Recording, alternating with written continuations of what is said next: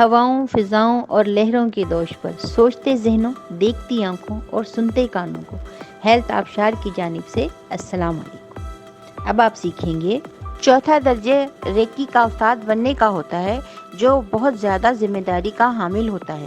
اس میں ریکی کے تیسرے درجے کی علامات کو استعمال کرتے ہوئے آپ ریکی کے استاد بن سکتے ہیں، جس کے بعد آپ ریکی سکھانے یا دینے کے قابل ہو جاتے ہیں، جس کے ذریعے آپ دوسروں کی مدد اور ان کی بیماری ٹھیک کرنے کے قابل ہو سکتے ہیں۔ ریکی دینے والا اپنی اندرونی قوتیں اجاگر کرنے کے لیے اس نقشے کو تصور میں لا کر اپنی اندرونی قوتوں کو مضبوط بنا سکتا ہے۔ اس درجے میں خود کو بھی ریکی دے کر آپ اپنی کھوئی ہوئی توانائی کو دوبارہ حاصل کر کے تازہ دم ہو سکتے ہیں۔ عزیز ساتھیو، یقیناً آپ کو ہماری یہ کاوش پسند آئی ہوگی۔ میں اور ہماری پوری ٹیم دعا گو ہیں کہ آپ خوش رہیں، آباد رہیں اور لوگوں میں خوشیاں تقسیم کرتے رہیں۔ پلیز ہمارا چینل سبسکرائب کرنا مت بھولیے گا۔ شکریہ۔ اللہ حافظ۔